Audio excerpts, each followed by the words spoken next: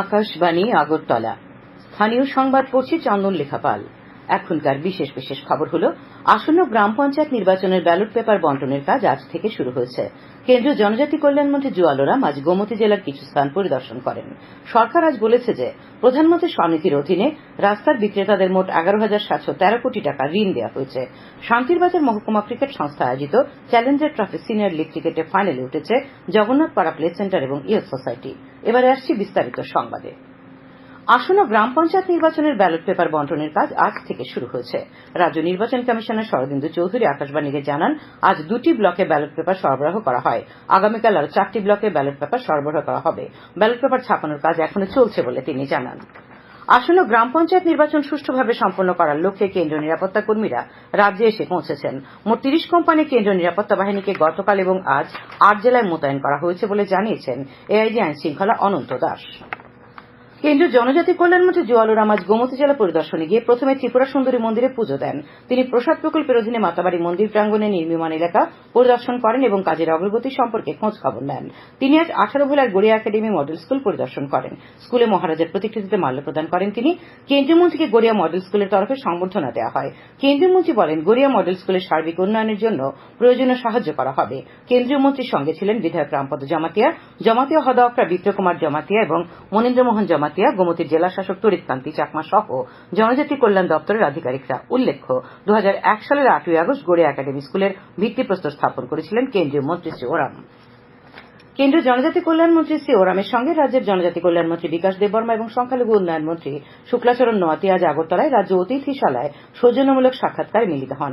সাক্ষাৎকারকালে শ্রী বিকাশ দেববর্মা কেন্দ্রীয় মন্ত্রীর সঙ্গে রাজ্যের জনজাতিদের অগ্রগতির জন্য বিভিন্ন সুযোগ সুবিধা নিয়ে আলোচনা করেন। পাশাপাশি তাদের সমস্যাগুলি সম্পর্কেও তিনি কেন্দ্রীয় মন্ত্রীকে অবহিত করেন। মন্ত্রী শুক্লাচরণ নোয়াতিয়া ও তার সংশ্লিষ্ট দপ্তরের বিভিন্ন বিষয়ের পাশাপাশি রাজ্যের ব্রু রিয়াং সম্প্রদায়ের অন্তর্ভুক্ত জনজাতিদের উন্নয়নের বিষয়ে আলোচনা করেন।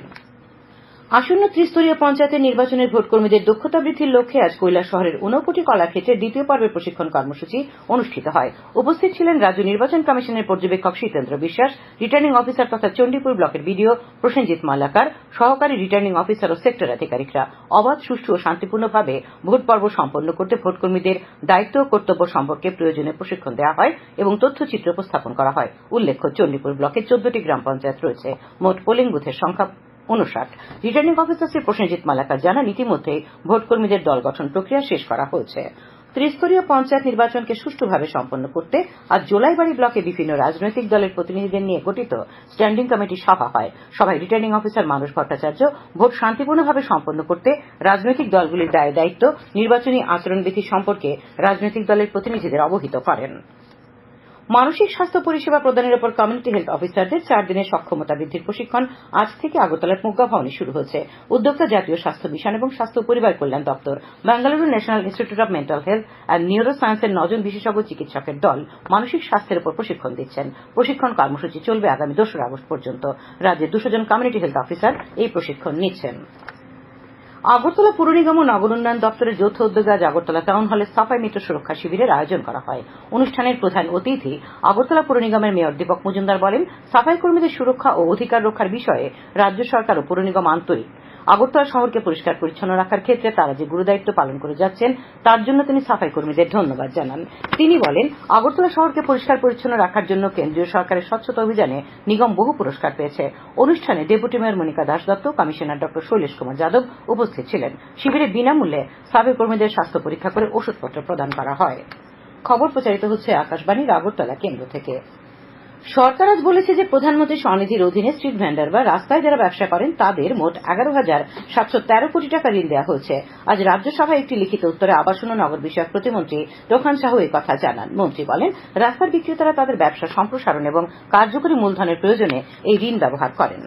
প্রধানমন্ত্রী নরেন্দ্র মোদী আগামীকাল নতুন দিল্লিতে জার্নি টুয়ার্ডস বিকশিত ভারত আ পোস্ট ইউনিয়ন বাজেট 2024-25 শীর্ষক সম্মেলনের উদ্বোধনী অধিবেশনে ভাষণ দেবেন। Confederation of Indian industry CII এই সম্মেলনের আয়োজক। এর লক্ষ্য হল প্রবৃদ্ধির জন্য সরকারের বৃহত্তর দৃষ্টিভঙ্গি এবং এই প্রচেষ্টায় শিল্পের ভূমিকা রূপরেখা উপস্থাপন করা। শিল্প গোষ্ঠী, সরকার, কূটনৈতিক গোষ্ঠী এবং চিন্তাবিদ সহ 1000-এরও বেশি অংশগ্রহণকারী এই সম্মেলনে উপস্থিত থাকবেন। তাছাড়াও দেশ বিদেশের বিভিন্ন সিআইআই কেন্দ্র থেকে অনেকে এই সম্মেলনে যুক্ত হবেন।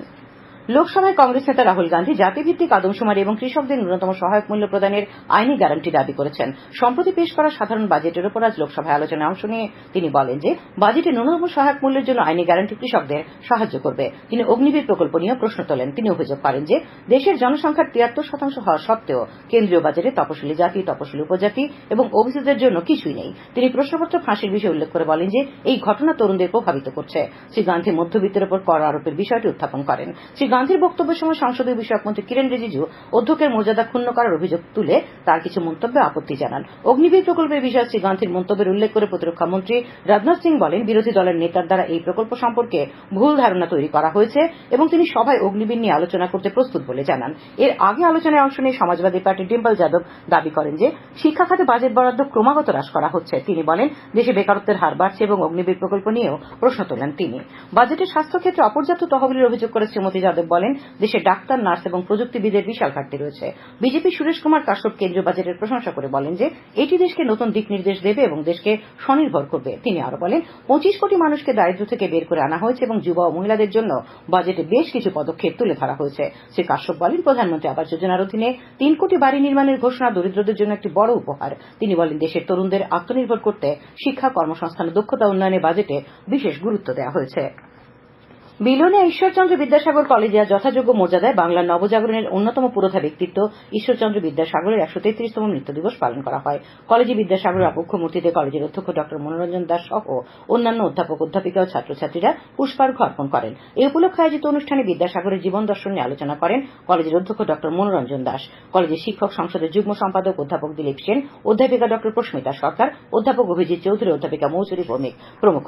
আলোচনায় অধ্যক্ষ ড দাস বলেন, 19 শতকের বিশিষ্ট বাঙালি শিক্ষাবিদ, সমাজ সংস্কারক ও গদ্যকার ঈশ্বরচন্দ্র বিদ্যাসাগর বাংলায় নারী শিক্ষার প্রসারে সবচাইতে গুরুত্বপূর্ণ কাজ করে গেছেন। পণ্ডিত ঈশ্বরচন্দ্র বিদ্যাসাগরের প্রয়াণ দিবস উপলক্ষে এআইডিএসওর উদ্যোগে আজ আগরতলার বটতলায় শ্রদ্ধাঞ্জলি অনুষ্ঠান হয়। ফুলমালা দিয়ে ঈশ্বরচন্দ্রের প্রতিকৃতিতে শ্রদ্ধা জানান সংগঠনের রাজ্য সম্পাদক রামপ্রসাদ আচার্য সহ অন্যান্য নেতাকর্মীরা। শ্রী আচার্য তার বক্তব্যে শিক্ষা ব্যবস্থার বেসরকারীকরণ হচ্ছে বলে অভিযোগ করে তার বিরোধিতা করেন। রাজ্য স্বরাষ্ট্র দপ্তরের উদ্যোগ এবং বিদেশ মন্ত্রকের সহযোগিতায় আজ রাজ্যে প্রথমবার বিদেশ সম্পর্ক অনুষ্ঠান শীর্ষক এক সচেতনতামূলক আলোচনার আয়োজন করা হয়। আগরতলার রাজ্য অতিথিশালায় আয়োজিত এই অনুষ্ঠানের সূচনা করে বিদেশ মন্ত্রকের যুগ্ম সচিব অঙ্কন ব্যানার্জি বলেন, দেশের প্রত্যেকটি রাজ্যের প্রশাসনের সঙ্গে বিদেশ মন্ত্রককে একই মঞ্চে নিয়ে আসার উদ্দেশ্যে 2017 সাল থেকে এই অনুষ্ঠান শুরু হয়। বিদেশে বসবাসরত, কর্মরত এবং শিক্ষার জন্য বিদেশে যাওয়া ভারতীয়দের প্রয়োজনীয় সুবিধা প্রদান, কনসুলার পরিষেবা এবং অনুপ্রবেশ রুখতে রাজ্য সরকারকে সহায় করতে এই অনুষ্ঠানের আয়োজন করা হয়। তিনি বলেন, বর্তমানে বিদেশে প্রায় 3,50,00,000 ভারতীয় রয়েছেন। বিদেশ মন্ত্রক তাদের কিভাবে সহায়তা করে থাকে তা নিয়ে তিনি বিস্তারিত আলোচনা করেন।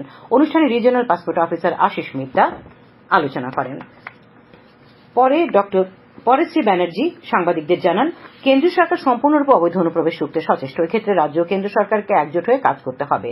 অনুষ্ঠানে স্বাগত বক্তব্যে রাজ্য স্বরাষ্ট্র দপ্তরের সচিব ড পি.কে. চক্রবর্তী রাজ্যে রোহিঙ্গা অনুপ্রবেশ, বিদেশে মৃত রাজ্যবাসীর দেহ আনা সহ কিছু সমস্যা নিয়ে বিদেশ মন্ত্রকের প্রতিনিধিদের অবগত করেন। তাছাড়াও রাজ্যের বিভিন্ন সমস্যা নিয়ে আলোচনা করেন বিজেপি ইন্টেলিজেন্স অনুরাগ।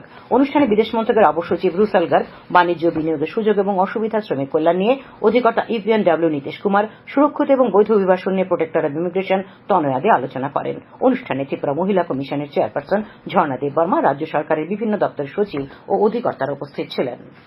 এবারে খেলার জগৎ। 2024 সালের 28 জুলাই দিনটি প্যারিসে মনু ভাকরের সাফল্যের দিবস হিসেবে চিরকালের জন্য স্মরণীয় হয়ে থাকবে। এই প্রতিভাময়ী শুটার তার কিশোর বয়স থেকে অলিম্পিক পদক জয়ের প্রতিশ্রুতি পূরণ করেছেন এবং গতকাল ফ্রান্সের রাজধানীতে 33তম অলিম্পিয়াডে অত্যাশ্চর্য কৃতিত্বের সঙ্গে তিনি দেশকে একটি ব্রোঞ্জ পদক এনে দিয়ে পদক তালিকায় ভারতের নাম তুলেছেন। অলিম্পিক গেমসের শুটিংয়ে পদক জয়ী ভারতের প্রথম মহিলা তিনি। এদিকে আজ অলিম্পিকে হকিতে ভারত 1-1 গোলে আর্জেন্টিনার সঙ্গে ড্র করেছে। ব্যাডমিন্টনে ভারতের লক্ষ্য সেন 21-19, 21-14 সেটে বেলজিয়ামের জুলিয়ান কেরালিকে পরাজিত করেছে।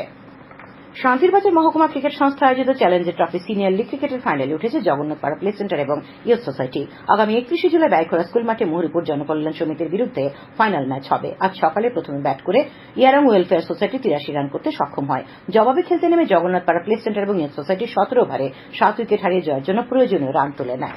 কর্ণাটকের বালিগাঁও অনুষ্ঠিত জাতীয় জুনিয়র বালিকাদের ফুটবলে রাজস্থানের কাছে 8-0 গোলে পরাজিত হয়েছে ত্রিপুরা দল। ম্যাচের প্রথমার্ধেই রাজস্থান 6 গোলে এগিয়ে ছিল। 31 জুলাই নিজেদের তৃতীয় ম্যাচে ত্রিপুরা খেলবে মহারাষ্ট্রের বিরুদ্ধে। শেষ করার আগে খবরের বিশেষ বিশেষ অংশগুলি আর একবার। আসন্ন গ্রাম পঞ্চায়েত নির্বাচনের ব্যালট পেপার বন্টনের কাজ আজ থেকে শুরু হয়েছে। কেন্দ্রীয় জনজাতি কল্যাণ মন্ত্রী জুয়াল ওরাম আজ গোমতী জেলায় কিছু স্থান পরিদর্শন করেন। সরকার আজ বলেছে যে প্রধানমন্ত্রী স্বনিধির অধীনে রাস্তার বিক্রেতাদের 11,713 কোটি টাকা ঋণ দেওয়া হয়েছে। শান্তিরবাজার মহকুমা ক্রিকেট সংস্থা আয়োজিত চ্যালেঞ্জার ট্রফি সিনিয়র লিগ ক্রিকেটে ফাইনালে উঠেছে জগন্নাথপাড়া প্লে সেন্টার এবং ইয়ুথ সোসাইটি। স্থানীয় সংবাদ আজকের মতো এখানেই শেষ হল।